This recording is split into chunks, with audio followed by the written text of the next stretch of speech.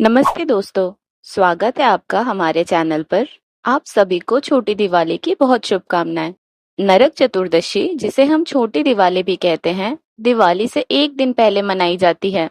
इसे नरक चौदस या रूप चौदस के नाम से भी जाना जाता है।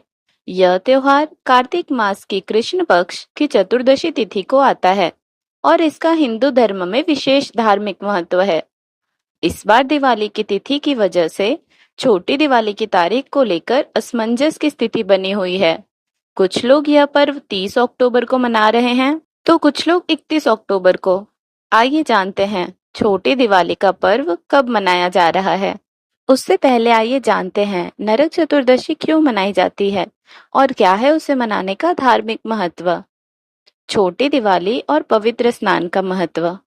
नरक चतुर्दशी के दिन सुबह जल्दी उठकर उपटन, तिल, बेसन, हल्दी और अन्य औषधीय सामग्री से स्नान करने का महत्व है। ऐसा माना जाता है कि इस दिन स्नान करने से शरीर के सारे पाप और नकारात्मक ऊर्जा दूर हो जाती है। इसे अभ्यंग स्नान भी कहते हैं। यह स्नान नरक चतुर्दशी के दिन अंधकार को मिटाने का प्रतीक माना जाता है और यह शरीर और आत्मा की शुद्धि का प्रतीक होता है। रूप चौदस का महत्व। इस दिन को रूप चौदस भी कहा जाता है। ऐसा माना जाता है कि इस दिन उपटन करने और स्नान करने से शरीर का रूप निखरता है और यह आत्मिक शुद्धि का प्रतीक है। विशेषकर महिलाएं इस दिन अपने रूप और सौंदर्य को बढ़ाने के लिए उपटन का प्रयोग करती हैं। नरक चतुर्दशी का पौराणिक महत्व। इस दिन का मुख्य पौराणिक संदर्भ भगवान कृष्ण और उनके द्वारा असुर नरकासुर का वध करना है।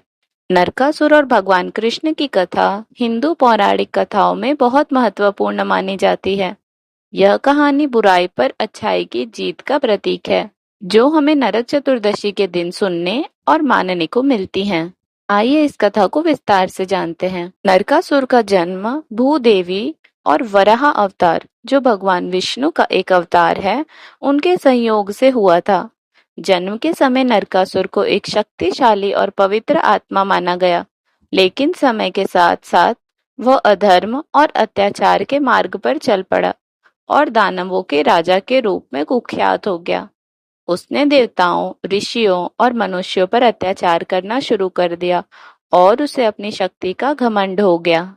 नरकासुर ने तीनों लोकों में हाहाकार मचाना शुरू कर दिया। उसने 16,000 कन्याओं का अपहरण कर उन्हें बंदी बना लिया था। नरकासुर ने इंद्रलोक पर भी आक्रमण किया और देवराज इंद्र के छत्र, कुंडल और मातृका देवी के कान के कुंडल भी छीन लिए। सभी देवता भयभीत थे और उन्होंने भगवान कृष्ण से सहायता की प्रार्थना की। देवताओं की प्रार्थना सुनकर भगवान कृष्ण ने नरकासुर का वध करने का संकल्प लिया। भगवान कृष्ण की पत्नी सत्यभामा ने भी इस अभियान में कृष्ण का साथ देने के ठाने, क्योंकि उन्हें यह ज्ञात हुआ कि नरकासुर को एक स्त्री के हाथों ही मृत्यु का वरदान प्राप्त था। इसीलिए भगवान कृष्ण ने सत्यभामा को साथ लिया और अपने वाहन गरुड़ पर सवार होकर नरकासुर के राज्य प्राग ज्योतिषपुर पहुंचे। जब कृष्ण और सत्यभामा नरकासुर के महल पहुंचे, तब नरकासुर ने अपने राक्षसों की सेना से उन पर आक्रमण करवाया। भगवान कृष्ण ने अपनी शक्तिशाली सुदर्शन चक्र और गदा से सभी दानवों का नाश कर दिया।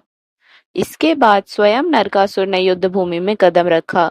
युद्ध बहुत भयंकर था। भगवान कृष्ण ने नरकासुर पर प्रहार किए, लेकिन जब नरकासुर शक्तिशाली बनता गया, तब सत्यभामा ने अपने धनुष से तीर चलाया।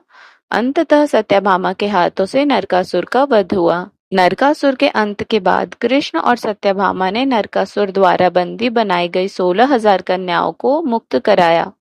उन्होंने इन कन्याओं को सम्मान और सुरक्षा प्रदान करने के लिए उनसे विवाह कर समाज में उन्हें एक सम्मानजनक स्थान दिया। नरकासुर के वध के बाद लोग बहुत प्रसन्न हुए और इस दिन को नरक चतुर्दशी के रूप में मनाने लगे।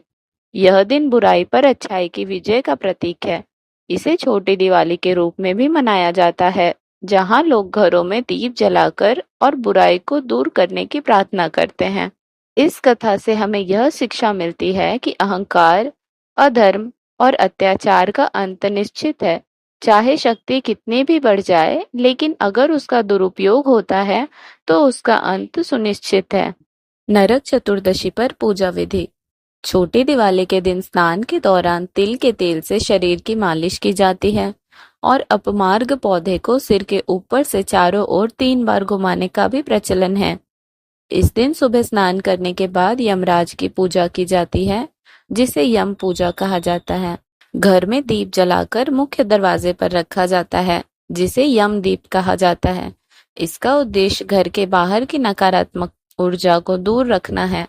मान्यता है कि दिवाली से एक दिन पहले यम के नाम का दीपक जलाने से अकाल मृत्यु का भय खत्म होता है। साथ ही यमराज से प्रार्थना की जाती है कि वह नरक के द्वार बंद कर दें और सभी पर अपनी कृपा करें। लोग घरों में दीप जलाते हैं, भगवान कृष्ण और यमराज की पूजा करते हैं और अपने पापों से मुक्ति की प्रार्थना करते हैं। लोक परंपराएं और मान्यताएं इस दिन को खास तौर पर उन लोगों के लिए भी शुभ माना जाता है जो अपने जीवन में नए शुरुआत करना चाहते हैं। कुछ क्षेत्रों में लोग रात को विशेष पकवान बनाते हैं और अपने परिवार के साथ मिलकर त्योहार का आनंद लेते हैं। चतुर्दशी तिथि का प्रारंभ 30 अक्टूबर दोपहर 1:16 से, चतुर्दशी तिथि का समापन 31 अक्टूबर दोपहर 3:53 पर होगा।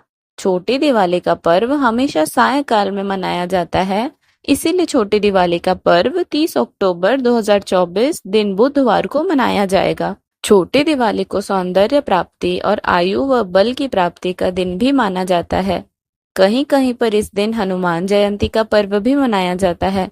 इस दिन लोग घर, दुकान, कारोबार आदि जगहों की साफ सफाई करके फूलों व लाइट से सजावट की जाती है। फिर शाम के समय बुराई के अंधेरे को दूर करने के लिए एक दीपक भी जलाया जाता है। यह चौमुखा दीपक होता है और ये आटे का बना होता है, जिससे घर के बाहर रखा जाता है। छोटी दिवाली का दिन केवल धार्मिक ही नहीं बल्कि सामाजिक मेलजोल का भी होता है। इस दिन दोस्तों व रिश्तेदारों के घर मिठाई जाकर बांटते हैं और दिवाली की बधाइयां भी देते हैं। तो दोस्तों, नरक चतुर्दशी हमें यह सिखाती है कि अंधकार चाहे कितना भी घना क्यों ना हो, एक दीप की रोशनी उसे दूर कर देती है। छोटी दिवाली की इस शुभ बेला पर हम सभी को अपने भीतर की अच्छाई को पहचानना और उसे जगमगाना चाहिए। यही इस पर्व का सच्चा संदेश है, अंधकार को मिटाकर जीवन में रोशनी भरना। Thanks a lot for watching the video and please like, share and subscribe to my channel.